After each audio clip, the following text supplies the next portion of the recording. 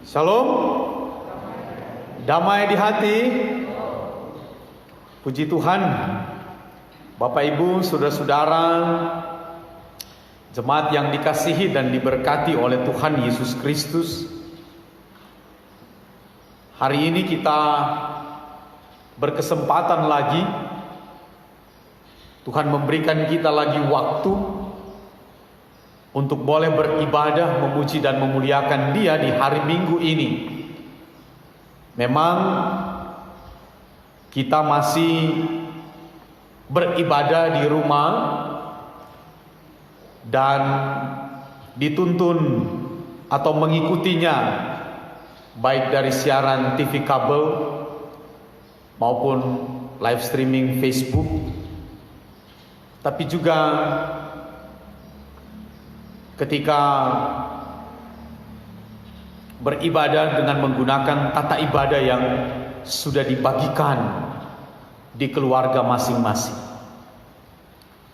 Biarlah waktu-waktu seperti ini tetap menjadi waktu-waktu yang terbaik untuk tetap kita beribadah memuliakan Tuhan. Nah, saudara-saudara yang dikasihi dan diberkati Tuhan, bacaan kita hari ini dalam Ulangan pasal 1 ayat 9 hingga ayatnya yang ke-18 mengetengahkan tentang keadaan umat Israel yang dalam pengembaraannya di padang gurun kini sudah akan memasuki tanah perjanjian, tanah yang dijanjikan Tuhan sejak nenek moyang mereka. Dikatakan bahwa umat kini sudah bertambah banyak seperti yang pernah dijanjikan Tuhan, bahwa mereka akan menjadi banyak seperti bintang-bintang di langit. Dan benar, mereka sudah bertambah-tambah banyak. 40 tahun sudah perjalanan mereka keluar dari tanah Mesir. 40 tahun. Itu berarti ada satu generasi. Generasi yang keluar dari tanah Mesir, mereka sudah mati di padang gurun. Sementara yang akan memasuki tanah perjanjian itu, saudara-saudara, adalah mereka yang lahir di tengah perjalanan di padang gurun itu. Jadi orang-orang Israel yang keluar dari tanah Mesir itu sudah mati. Sementara yang akan memasuki tanah perjanjian adalah orang-orang Israel yang lahir di padang gurun. Namun demikian mereka sudah bertambah banyak. 40 tahun bukan hal yang pendek. Dan kini mereka akan memasuki sebuah keadaan baru, suasana baru sebagai umat Tuhan. Oleh karena itu, saudara-saudara, bagian Alkitab kita ini merupakan khotbah atau pidato Musa kepada orang-orang Israel yang kini akan memasuki tanah perjanjian.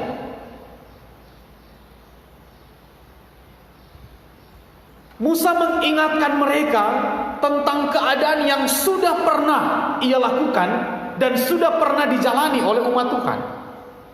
Oleh karena itu dikatakan pada waktu itu. Nah, Musa mau mengingatkan Israel. Ingat nyanda, pada waktu lalu, pada waktu itu, aku berkata kepadamu, seorang diri aku tidak dapat mengurus dan seterusnya. Lalu aku mengatakan, kemukakanlah orang-orang yang cakap, orang-orang yang takut akan Tuhan. Nah, itu kalau kita baca dalam Keluaran pasal 18. Kalau kita baca dalam Keluaran pasal 18 ayat 13 hingga ayatnya yang ke-26, kita akan mendapati hal itu, bahwa Musa pernah menyampaikan kepada umat Israel untuk mengemukakan orang-orang yang dipandang baik, bijak, cakap, takut akan Tuhan. Nah, itu kalau kita baca di ayat 21 Keluaran pasal 18 Musa pernah bilang begini, di samping itu kau carilah dari seluruh bangsa itu orang-orang yang cakap dan takut akan Allah, orang-orang yang dapat dipercaya dan yang benci kepada pengejaran suap. Tempatkanlah mereka di antara bangsa itu menjadi pemimpin 1000 orang, pemimpin 100 orang, pemimpin 50 orang, dan pemimpin 10 orang. Jadi saudara-saudara, sesungguhnya bacaan kita ini adalah sebuah khotbah atau pidato Musa mengingatkan kepada umat Israel bahwa pernah umat Israel mengalami hal yang demikian. Dan kini mereka pun sudah bertambah banyak. Nah, oleh karena itu, kalau sekarang mereka akan memasuki sebuah keadaan baru, berada di tanah perjanjian, maka mereka harus mengingat peristiwa ini.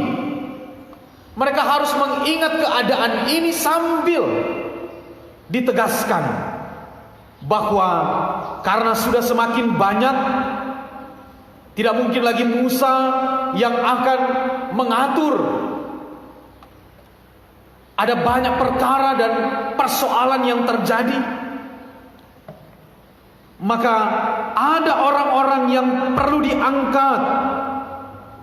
Kalau dalam Keluaran disebut sebagai orang-orang yang cakap, takut akan Allah. Orang-orang yang dapat dipercaya dan yang benci kepada pengejaran suap. Kalau di kitab Ulangan bacaan kita, dia sorangkum satu kali dengan mengatakan bahwa orang-orang itu adalah orang-orang yang berpengalaman, orang-orang yang bijaksana, berakal budi. Itu di ayat 13. Kemukakanlah dari suku-sukumu orang-orang yang bijaksana, berakal budi, dan berpengalaman. Kalau pada waktu keluar, baru-baru keluar dari tanah Mesir, Musa bilang orang-orang itu adalah orang-orang yang cakap, takut akan Allah, orang-orang yang dapat dipercaya, dan yang benci kepada pengejaran suap. Semakin artinya lebih detail lagi. Orang-orang ini nantinya akan membantu Musa dalam menyelesaikan perkara-perkara yang terjadi dalam kehidupan umat Tuhan yang sudah semakin banyak itu. Dan nanti ketika mereka ada di tanah perjanjian, maka hal-hal baru lagi akan mereka alami. Di tanah perjanjian, mereka bukan hanya suku-suku Israel yang ada di situ, tetapi juga ada orang-orang asing yang ada di tengah-tengahmu, akan bersama-sama denganmu. Kamu juga akan mengurus perkara-perkara mereka. Nah, sebab itu dikatakan dalam Ulangan pasal 1 ini ayat 16 dan 17 sudah dikatakan begini. Dan pada waktu itu aku memerintahkan kepada para hakimmu demikian. Berilah perhatian kepada perkara-perkara di antara saudara-saudaramu, dan berilah keputusan yang adil di dalam perkara-perkara antara seorang dengan saudaranya atau dengan orang asing yang ada padanya. Kemudian seterusnya dalam mengadili jangan pandang bulu, baik perkara orang kecil maupun perkara orang besar harus kamu dengarkan, dan seterusnya. Jadi saudara-saudara yang dikasihi dan diberkati Tuhan, dalam keadaan seperti itulah Musa mau mengingatkan bahwa ada kenyataan yang akan dihadapi oleh orang-orang Israel. Oleh karena itu ada orang-orang yang kiranya dapat bersama-sama dalam menanggulangi beban-beban, perkara-perkara, persoalan-persoalan yang terjadi dalam kehidupan umat Tuhan itu. Kepada mereka saudara-saudara diberi tanggung jawab yang besar. Pengangkatan mereka bukan hanya soal mereka dapat mengatur pasukan dalam pengertian militer semata, tetapi mereka menjadi pimpinan atau pemimpin yang dapat menyelesaikan masalah-masalah yang terjadi dalam kehidupan umat Tuhan. Oleh karena itu, mereka adalah orang-orang yang cakap, bijaksana, berakal budi, dan berpengalaman. Orang-orang ini dengan kapasitas mereka itu akan dapat mengadili dan dapat memutuskan perkara-perkara yang adil tanpa memandang bulu. Dan penting juga bagi mereka untuk melihat bahwa Musa menegaskan bahwa pengadilan itu adalah kepunyaan Allah. Ketika hendak memutuskan perkara, ketika hendak menyelesaikan persoalan dan permasalahan, maka lihatlah bahwa itu ada dalam hubungan dengan Tuhan. Jadi mereka diingatkan bahwa apa yang mereka lakukan bukan semata-mata kehendak dan keinginan manusia semata, tetapi mereka harus melihat bahwa itu dalam kerangka hubungan mereka dengan Tuhan. Segala sesuatu yang mereka lakukan dalam hubungan dengan kepemimpinan mereka itu adalah pertanggungjawaban kepada Allah. Mereka tidak boleh bertindak sesuai kehendak dan keinginan mereka, tetapi berdasarkan kehendak dan hikmat dari Allah. Nah, saudara-saudara yang dikasihi dan diberkati Tuhan, sekarang mereka akan memulaikan hidup yang baru di tanah perjanjian. Jadi dikatakan sekarang mereka akan memasuki tanah perjanjian. Kalau pidato Musa ini disampaikan Musa di seberang sungai Yordan, sebab orang Israel akan memasuki tanah perjanjian, maka mereka diingatkan, Israel sekarang ini semua masuk, maka ingatlah akan hal-hal itu.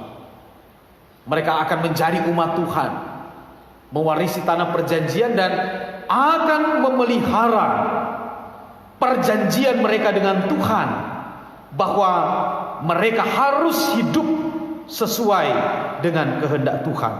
Mereka harus hidup sebagai umat yang dikuduskan Allah. Mereka kini sudah tidak lagi menjadi sebuah bangsa pengembara, saudara. Mereka akan tinggal menetap di tanah perjanjian. Tentu persoalan-persoalan yang akan menyertai kehidupan mereka di tanah perjanjian semakin kompleks lagi. Mungkin dalam suasana baru lagi, itu pasti.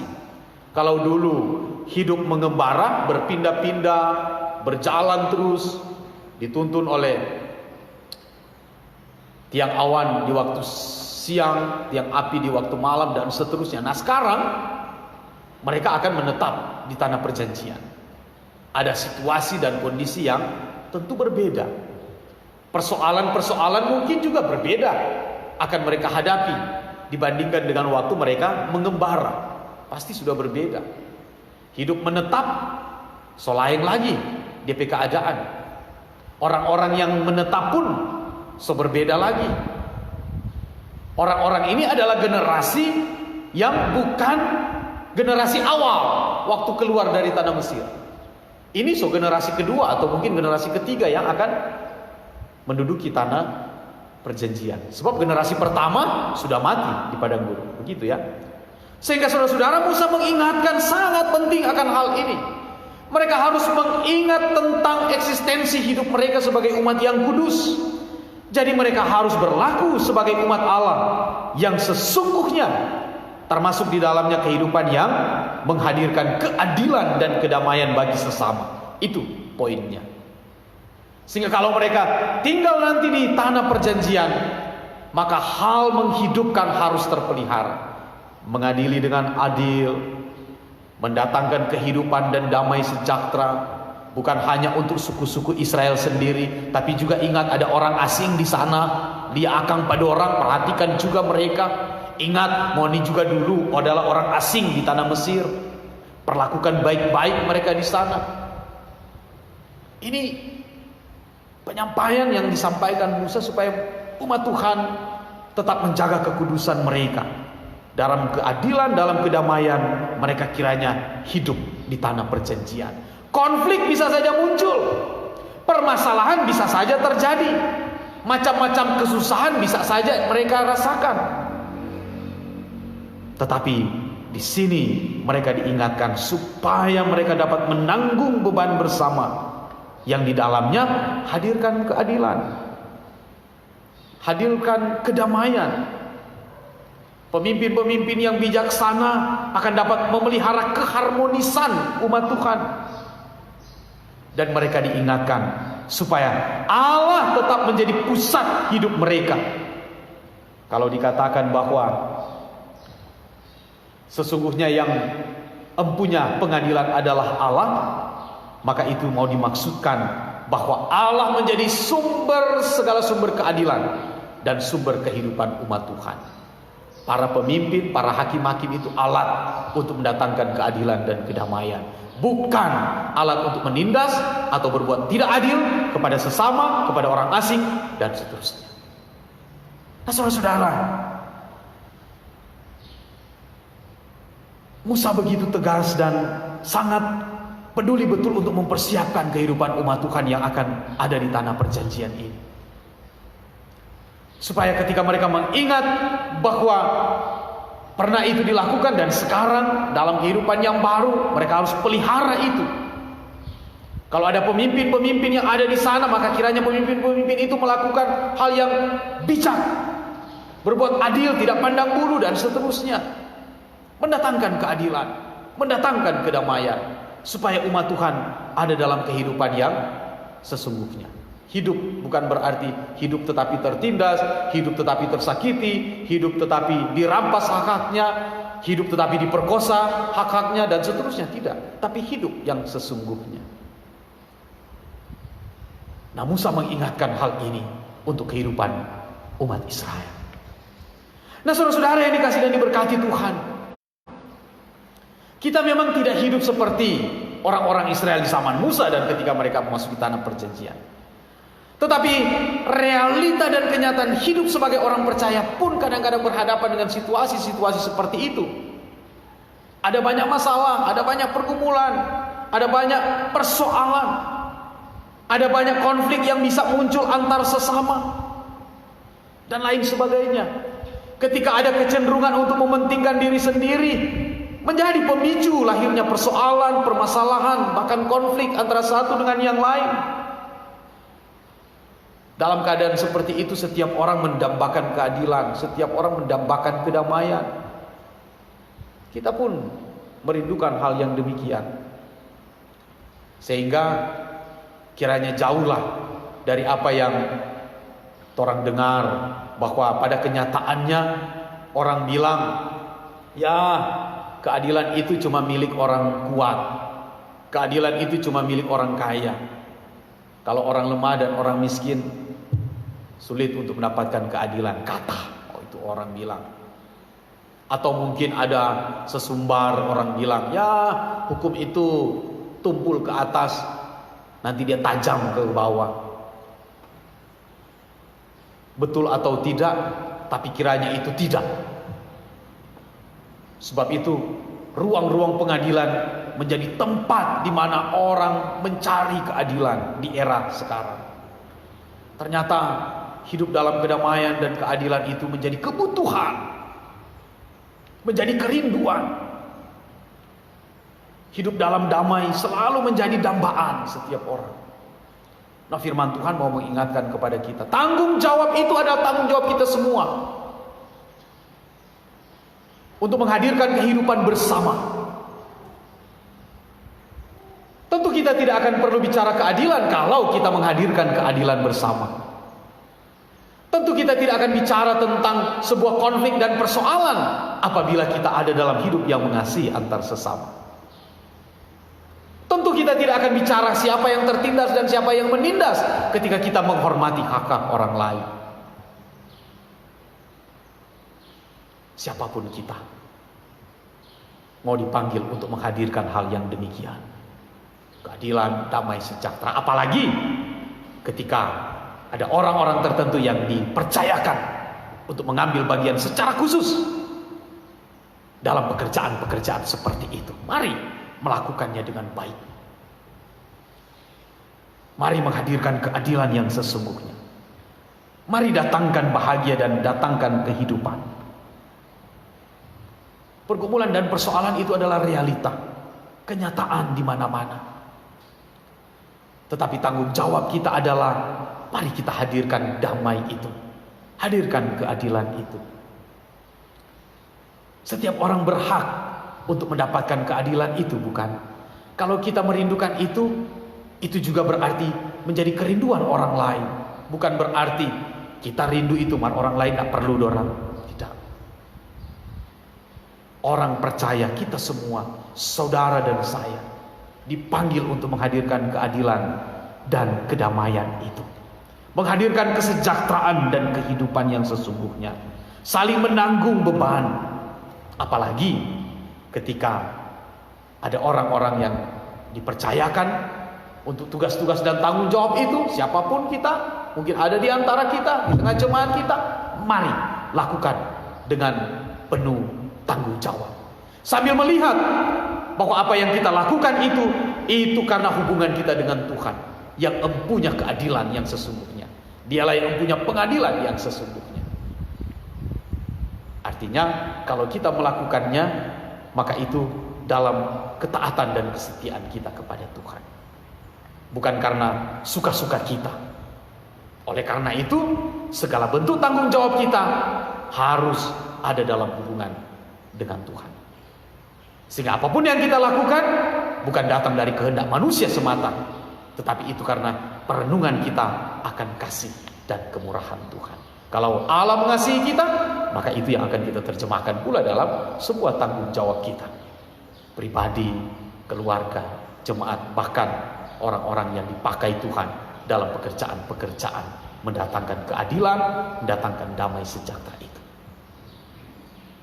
Nah, saudara-saudara yang dikasihi dan diberkati Tuhan, firman Tuhan hari ini senantiasa mengingatkan kita bahwa persoalan, pergumulan, beban, bahkan konflik yang terjadi, kiranya itu merupakan perhatian kita bersama untuk diatasi. Artinya bahwa pergumulan dan persoalan-persoalan manusia adalah beban kita bersama untuk menyelesaikannya. Kehadiran kita kiranya mendatangkan jalan keluar yang menghidupkan bagi orang lain, bukan sebaliknya mendatangkan malapetaka dan kebinasaan. Bagian Alkitab yang kita renungkan ini, Musa menyadari bahwa menyelesaikan persoalan umat adalah hal yang penting.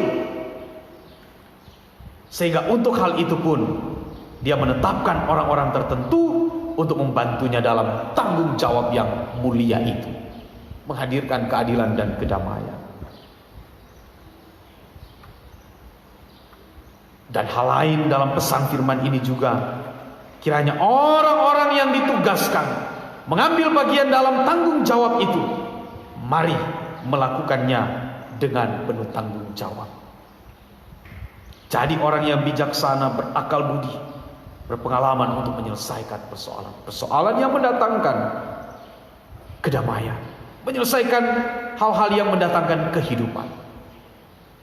Nah, oleh karena itu saudara-saudara, ketika kita menjalani lagi hari-hari kehidupan ini, di tengah begitu banyak kenyataan, persoalan dan pergumulan kehidupan, kita dipanggil untuk bersama-sama menyelesaikannya. Artinya bersama-sama kita menghadirkan kedamaian antara satu dengan yang lain, sehingga setiap orang siapapun dia mengambil bagian dalam hal ini, tapi juga setiap orang pun akan merasakan kehidupan yang sesungguhnya.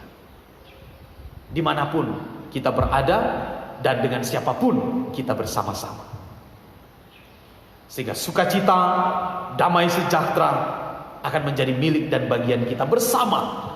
Bukan hanya satu atau dua orang yang merasakan itu, tetapi bersama-sama. Tidak mudah memang untuk mewujudkan hal-hal yang demikian, tetapi orang percaya dipanggil untuk menghadirkan itu, sehingga setiap orang merasakan kehidupan yang sesungguhnya dalam keadaan yang damai dan sukacita. Tuhan Yesus kiranya memampukan kita, memakai kita untuk dapat menghadirkan damai, sukacita, menanggung beban bersama, sehingga bersama-sama menikmati kehidupan yang Tuhan terus janjikan kepada kita, yaitu kehidupan yang penuh dengan damai sejahtera. Terpujilah nama Tuhan. Amin.